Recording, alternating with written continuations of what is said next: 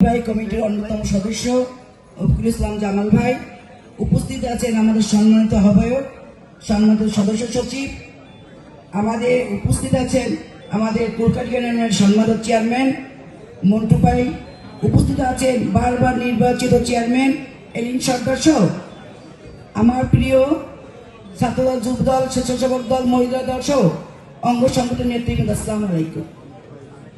আমি বক্তব্যের শুরুতে শ্রদ্ধার সাথে স্মরণ করছি বৈষম্য বিরোধী আন্দোলনে যারা শহীদ হয়েছেন তাদেরকে। আমি শ্রদ্ধার সাথে স্মরণ করছি শহীদ রাষ্ট্রপতি জিয়াউর রহমান সাহেবকে।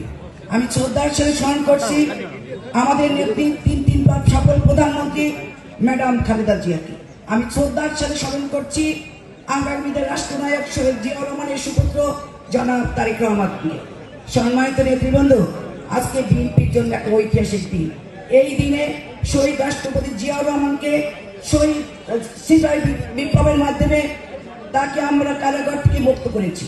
শহীদ রাষ্ট্রপতি জিয়াউর রহমান যখন মুক্ত অবস্থা এসেছে তখন বাংলাদেশ একটা দৃশ্যমান অবস্থা হয়েছে। সেই অবস্থা থেকে আজকেও সেই বাংলাদেশের মানুষ ভুলে যায়নি।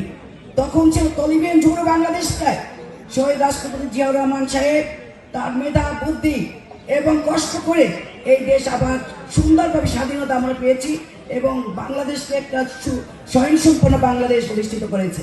সম্মানিত নেতৃবৃন্দ, আমরা দ্বিতীয়বারের মতো স্বাধীন করেছি এই দেশ। এ দেশ 18 কোটি মানুষের দেশ, দেশ নেত্রী ম্যাডাম খালেদা জিয়ার দেশ, এদেশ শহীদ রাষ্ট্রপতি জিয়াউর রহমানের দেশ।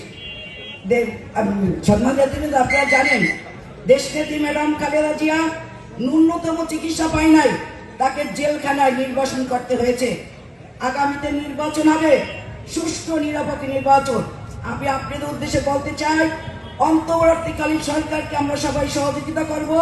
ইনশাআল্লাহ আমরা যেন আবার সুন্দর পরিবেশে বাংলাদেশে আবার ফিরে আসতে পারি এবং সুন্দর একটা নির্বাচন আমরা চাই। সম্মানিত নেতৃবৃন্দ, আপনারা অনেক কষ্ট করে এখানে এসেছেন, সুন্দর আমরা সবাই কষ্ট করে এসেছেন, সবাইকে ধন্যবাদ জানিয়ে আমি আমার বক্তব্য শেষ করছি। আল্লাহ হাফেজ। বাংলাদেশ জিন্দাবাদ।